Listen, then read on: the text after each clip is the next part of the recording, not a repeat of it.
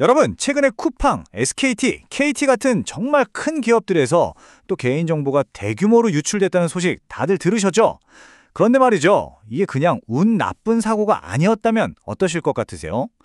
이번 시간에는 왜 이 사고가 예견된 재앙일 수밖에 없었는지 그 진짜 근본적인 원인을 한번 제대로 파헤쳐 보겠습니다.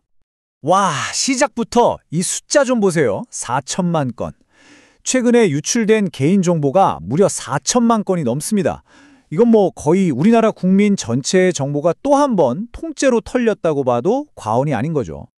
보통 우리는 이런 일이 터지면 그냥 해킹 당했구나, 운이 없었네, 이렇게 생각하잖아요.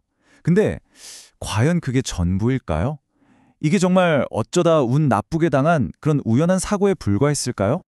그런데요, 보안 전문가들은 모두 입을 모아서 이렇게 얘기합니다. 이번 사태는 우연이 아니라 터질 게 터진 예견된 사고였다고요. 자, 지금부터 그 명백한 증거들을 저와 함께 하나씩 따라가 보시죠. 첫 번째 단서는 바로 기업 내부에 있습니다. 겉으로 보이는 그럴싸한 방어벽이 아니라 그 안에서 도대체 무슨 일이 벌어지고 있었는지부터 한번 들여다보겠습니다. 자, 이 부분을 보면 정말 흥미로운데요. 원래 기업들은 우리가 오랫동안 안 쓰는 계정, 그러니까 휴면 계정 정보를 따로 분리해서 보관해야 할 의무가 있었거든요. 그런데 이 의무가 최근에 슬그머니 사라졌습니다. 그 결과가 뭐냐고요? 기업들은 이제 모든 고객의 개인정보를 사실상 데이터 무덤처럼 기한도 없이 그냥 계속 쌓아둘 수 있게 된 거예요. 근데 이건 데이터 보호의 가장 기본 중의 기본 원칙, 바로 데이터 최소화 원칙에 완전히 반대되는 얘기입니다. 필요한 정보만 갖고 있다가 필요 없어지면 바로바로 파기해야 안전한 건데 지금은 오히려 정반대로 가고 있는 거죠. 한번 생각해 보세요. 우리 집 창고에 비싼 물건이 많으면 많을수록 도둑이 들 위험도 당연히 커지잖아요. 똑같은 이치입니다.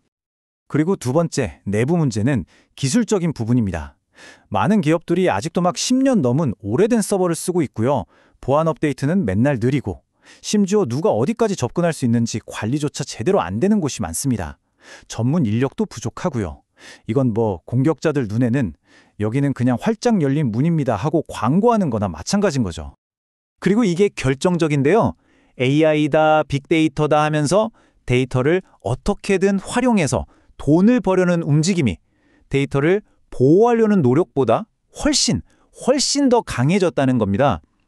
데이터를 돈으로만 보게 되면서 그 데이터를 지키는 자물쇠에 대한 고민은 저 뒤로 밀려나 버린 셈이죠. 자, 이렇게 내부 방어벽에 구멍이 숭숭 뚫려 있는데 이 틈을 노리는 외부의 공격자들은 어떨까요? 요즘 해커들의 창은요, 예전과는 비교도 안 될 만큼 날카롭고 정교해졌습니다. 요즘 해커들은요, 무식하게 시스템만 공격하지 않아요.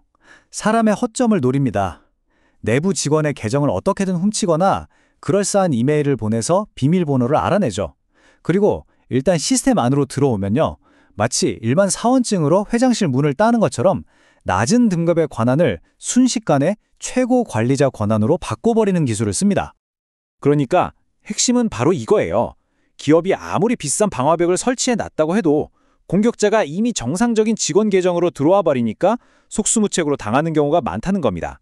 공격은 이렇게나 똑똑해졌는데 우리의 방어 방식은 아직도 과거에 머물러 있는 거죠.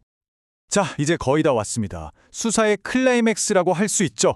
지금까지 나온 이 모든 단서들을 하나로 꿰는 결정적인 증거, 바로 이 악순환을 계속 돌아가게 만드는 경제구조에 대해 이야기해 보겠습니다. 이 그래프를 보시면 이유가 아주 명확해집니다. 이게 바로 기업 입장에서의 계산법이거든요. 한쪽에는 보안 시스템을 제대로 갖추기 위한 막대한 투자 비용이 있고요. 다른 한쪽에는 사고가 터져도 그냥 한번 내고 마는 솜방망이 과징금이 있습니다. 여러분이 CEO라면 어떤 선택이 더 경제적으로 보이시나요? 슬프지만 이게 지금의 현실입니다. 수백억을 들여서 보안을 강화하는 것보다 그냥 에이, 사고 한번 터지고 과징금 좀 내지 뭐 하는 게 기업 입장에서는 더 이득인 구조가 만들어져 버린 겁니다. 이러니 데이터 보호에 제대로 투자할 강력한 동기가 생길 리가 없죠. 그럼 이런 질문이 당연히 생기죠. 아니, 피해자들이 다 같이 소송해서 기업한테 막대한 보상금을 청구하면 되는 거 아니야? 그럼 기업도 정신 차리지 않을까? 근데 왜 그렇게 안 될까요? 피해자가 보상을 받는 길은요, 솔직히 말해서 거의 불가능에 가깝습니다.